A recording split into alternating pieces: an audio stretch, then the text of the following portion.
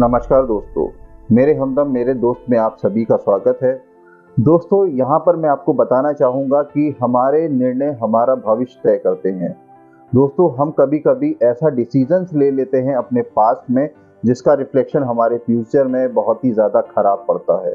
और कई बार हमारे सामने ऐसे रास्ते आते हैं, वो भी सिर्फ दो, या तो परिस्थितियाँ सुधर जाएं या हमारा जीवन खुद ब खुद खत्म हो जाए। हम एक ऐसे भंवर में फंस जाते हैं जहाँ से निकल पाना बहुत ही ज़्यादा मुश्किल होता है। दोस्तों, यहाँ पर भी कुछ ऐसा ही होता है। एक पिता होता है और उसके दो बेटे होते हैं। दोनों बेटे बेहद खूबसूरत।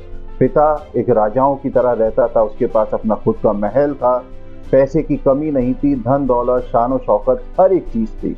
बच्चे भी एकदम राजकुमार की तरह रहते थे। मगर दोनों बेटे वो इतना सिंसियर थे कि अपने पिता के हर काम में वो हाथ बटाते थे, और उसी की वजह से उनका घर बहुत ही सक्षम था और बहुत अच्छे से चल रहा था। समय बीतता है, बच्चों की उम्र बढ़ती है और एक लड़का अपनी राह पर दूसरे तरीके से चलने लगता है। वो अपनी यारी दोस्ती को ज़्यादा इम्पोर्टेंस देने लगता है और दोस्त लोग भी उसका इस्तेमाल करने लगते हैं क्योंकि वो बहुत ज़्यादा दौलतमंद था। समय बीतता जाता है, दोस्तों की ज़रूरतें बढ़ती जाती हैं और उस राजा का बेटा, उस पिता का बेटा भी उन्हीं सब चीज़ों का आदी हो जाता है। और दोस्तों के बहकावे में आकर एक दिन वो हर चीज़ करने लगता है जो एक सही इंसान को नहीं करनी होती है। वो नशा करने लगता है, वो सिगरेट पीने लगता है, वो गलत हरकतों में पड़ जाता है, लोगों को परेशान करना शुरू कर देता है, लोगों के साथ बदतमीजियाँ करना शुरू कर देता है, क्योंकि वो नशे में पूरी तरीके से चूर हो चुका था।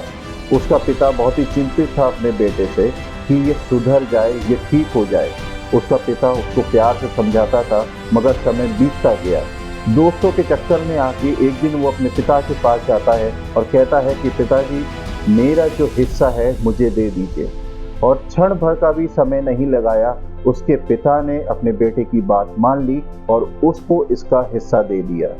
और वो सारी दौलत लेकर के एक दूसरे शहर में चला गया और वहाँ पर अपने दोस्तों के साथ उस लड़के ने हर वो शौक और हर वो चीज़ें करी जो वो चाहता था। धीरे धीरे समय बीतता गया, उसकी ख्वाहिशें बढ़ती गईं, उसकी ज़रूरतें बढ़ती गईं और पैसा वो बेहिसाब खर्च करने लगा। मगर समय जब बीतता है दोस्तों, तो परिस्थितियाँ भी बदलती हैं। उसके दोस्त लगातार उसके साथ लगे हुए थे क्योंकि उनको उससे पैसा चाहिए था और वो लड़का महज सिर्फ उनकी ज़रूरतें पूरे करने का एक रास्ता था। वो अपने दोस्तों को नहीं समझ पा रहा था कि वो दोस्त जो उसको सबसे ज़्यादा प्रिय हैं किस गर्क के गड्ढे में लेकर के जा रहे हैं। और दोस्तों, ऐसे ही साल दर साल बीतते जाते हैं और वो बहुत ही शान से, बहुत ही चैन से और बहुत ही लैशेबल लाइफ जीता है वो लड़का। हर वो शौक पूरे करता है, हर वो जिद पूरी करता है जो उसके मन में आता था। दोस्तों, समय बीतता है और आगे चल के धीरे धीरे उस लड़के का पैसा खत्म होने लगता है। जब पैसा खत्म होता है तो लड़का थोड़ा सा चिंतित होता है कि अब मैं पैसा कहाँ से लाऊं, क्योंकि अभी आगे ज़िंदगी तो बहुत बड़ी है। मगर वो परवाह नहीं करता, उसी हिसाब से वो पैसा फिर खर्च करना शुरू कर देता है। मगर जब पैसा बहुत थोड़ा बचता है तो उसकी आंखें खुलती हैं, तो उसको लगता है कि मुझे भविष्य में जीने के लिए कुछ तो करना पड़ेगा। तो वो एक छोटा सा कपड़े का कारोबार डालता है और उससे कुछ अर्निंग स्टार्ट करता है। कपड़ों का कारोबार भी कुछ समय के बाद ठप हो जाता है क्योंकि उस लड़के ने अपनी ज़रूरतें जिस हिसाब से जी रहा था उसको कम नहीं करा, उसको बल्कि और बढ़ाता चला गया। और एक समय आता है कि उस लड़के का कारोबार भी बंद हो जाता है और जो बचा हुआ पैसा था वो भी धीरे धीरे ख़त्म हो जाता है। और दोस्तों, कुछ समय बाद ऐसी स्थिति आती है कि पैसा बचता ही नहीं। अब उस लड़के के पास खाने के लिए रोटी नहीं थी और उसको जीने के लिए, आगे दिनचर्या को पूरा करने के लिए कोई पैसा भी नहीं था। वो लोगों के यहाँ काम मांगने के लिए जाता है। ज़रा आप सोचिए, जो एक राजाओं की तरह रहता था, जिसका पिता खुद राजा है, आज वो दूसरों के दरवाजों पर झुक करके, घुटने टेक करके काम मांगता है, पैसा मांगता है। वो एक भिखारियों की तरह जीवन जीने पर मजबूर हो गया। दोस्तों, समय और बीतता है, समय और कठोर होता है। उसके कपड़े फटने लगते हैं, उसका शरीर आधा नंगा हो जाता है। जो कभी एक राजाओं की तरह था, राजकुमार की तरह था, आज बेहद गरीब और एकदम लाचारों की तरह वो अपनी ज़िंदगी जी रहा था।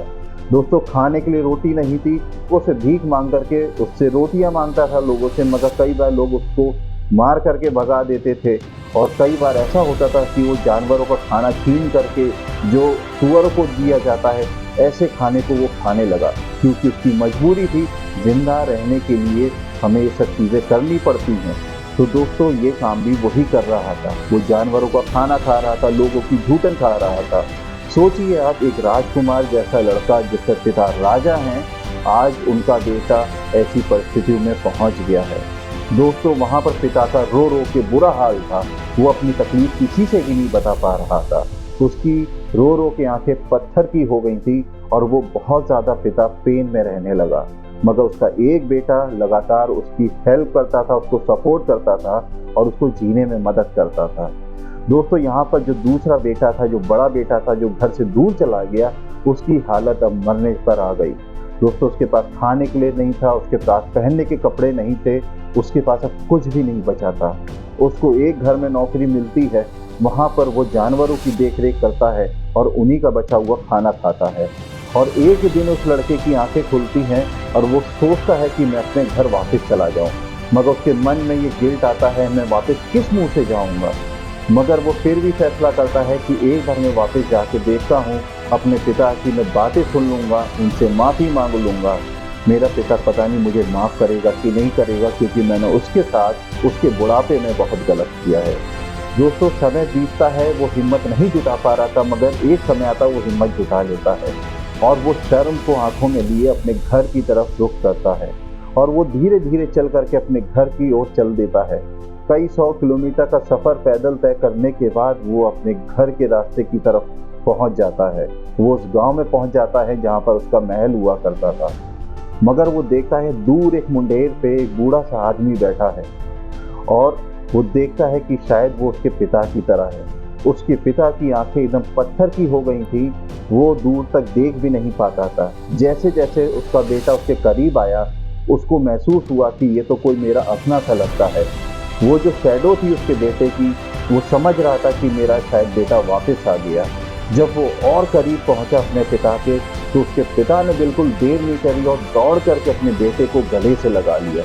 उसके पिता ने उसको कुछ नहीं बोला, उसको ये नहीं बोला कि तुम क्यों चले गए थे, तुमने गलत किया मेरे साथ। उसके पिता ने बस उसको गले से लगा लिया और अपने राजमहल में उसको लेके गया। अपने नौकरों से बोला कि आज पूरे गांव को हम दावत देना चाहते हैं कि मेरा खोया हुआ बेटा वापस लौट आया है। दोस्तों ये माता पिता का प्यार होता है कि हम कितने भी गलत डिसीजंस ले लें, मगर वो हर डिसीजन में हमारे साथ होते हैं, चाहे हम गलत हों या सही हों। वो हमको सुधारते हैं, हमको ग्रूमिंग करते हैं हमारी, ताकि हम अपनी ज़िंदगी में ऐसी परिस्थितियों में न फंसें कि हमारे जीवन को भी खतरा पड़ जाए या हम कुछ ऐसे निर्णय लें जिसकी वजह से हमारा जीवन खत्म हो जाए। तो दोस्तों इस कहानी में हम देखते हैं वो बेटा जब वापस लौट आता है तो उसके पिता ने उससे कोई आर्गुमेंट नहीं करा, बल्कि उसको गले से लगा लिया, उसको नहलाया, उसको धुलाया, उसके कपड़े नए पहनाए और पूरे गांव में उसने जश्न करा कि मेरा खोया हुआ आज बेटा वापस लौट आया है। दोस्तों जब हम डिसीजंस लेते हैं तो हमें अपने बड़े बुजुर्गों की गाइडेंस में होकर के लेने चाहिए। दोस्तों पूरी दुनिया हमको छोड़ सकती है, पर जो हमारे माता पिता हैं वो हमको कभी नहीं छोड़ते, वो हमारे डिसीजंस में हमको हेल्प करते हैं। दोस्तों हमें दुनिया के चक्कर में आकर अपने निर्णय नहीं लेने चाहिए, क्योंकि जो तजुर्बा हमारे माता पिता के पास है वो दुनिया में किसी के भी पास नहीं है। क्योंकि दोस्तों जो समय उनने देखा है वो समय हमने कभी देखा ही नहीं है। दोस्तों वो चाहते हैं कि हमारे फैसले ऐसे हों जिनसे हमारी भलाई हो, हम आगे ज़िंदगी में बढ़ें और हमारे जीवन बहुत ही साधारण और बहुत ही आसान हो। दोस्तों हर वो रास्ता जो भविष्य में हम निर्णय लेते हैं जो आसान होता है, वो हमेशा परेशानी की तरफ हमको लेके जाता है। वो रास्ते हमेशा हम सबको एक ऐसे मुहाने पे लाके खड़ा कर देते हैं जहाँ से सिर्फ हम नीचे गिर सकते हैं और वापस आने का कोई रास्ता नहीं होता। मगर दोस्तों आजकल के समय में हम देखते हैं कि हमारे अंदर ईगो इतना ज़्यादा आ जाता है कि हम अपने रास्ते में वापस भी नहीं लौट पाते और अपने माता पिता से कन्फेस भी नहीं कर पाते कि हमने गलत किया, हमारे फैसले गलत थे। दोस्तों यहीं पर हम देखते हैं इस कहानी के ज़रिए कई बार हम ऐसे डिसीजंस अपने जीवन में लेते हैं जो हमारा भविष्य तय कर देते हैं। कई बार वापस लौटना बहुत ही ज़्यादा मुश्किल हो जाता है और परिस्थितियाँ नहीं बदलती और हमें वैसे ही परिस्थिति में रहना पड़ता है। दोस्तों इस कहानी से हमें बहुत ही ज़्यादा अच्छी टीचिंग मिलती है कि हमारे जो डिसीजंस हैं बहुत ही कैलकुलेटिव होने चाहिए, सही डायरेक्शन में होने चाहिए और मीनिंगफुल और फ्रूटफुल होने चाहिए। दोस्तों क्योंकि हमारे डिसीजंस ही हमारा भविष्य तय करते हैं और हमारे डिसीजंस हमारे बुजुर्गों के अंडर में, हमारे ट्यूटर्स के अंडर में, और जो हमारे अच्छे कलीग्स हैं उनके गाइडेंस में होने चाहिए, क्योंकि वो हमें बेहतर रास्ता दिखा सकते हैं। दुनिया में और कोई रास्ता नहीं दिखा सकते। जैसे यहाँ पर उस लड़के के, उस बेटे के दोस्तों ने समय रहते उसको छोड़ दिया, सिर्फ वो आपका इस्तेमाल करते हैं अच्छी परिस्थितियों में, पर बुरी परिस्थितियों में अक्सर हम अकेले रह जाते हैं और वहाँ पर सिर्फ हमारे माता पिता ही हमारे साथ रहते हैं और वो हमें संभालते हैं, वो हमें वापस खड़ा करते हैं और वो हमें वापस चलने में हमारी मदद करते हैं। दोस्तों, उम्मीद करता हूँ ये कहानी और ये शिक्षा आपको बेहद पसंद आई होगी। तो मेरे हमदम, मेरे दोस्त को सब्सक्राइब कर दीजिए, शेयर कर दीजिए, लाइक कर दीजिए। मिलते हैं अगले वीडियो में, तब तक अपना ध्यान रखिए, सुरक्षित रहिए और यूं ही मुस्कुराते रहिए। नमस्ते, जय हिंद।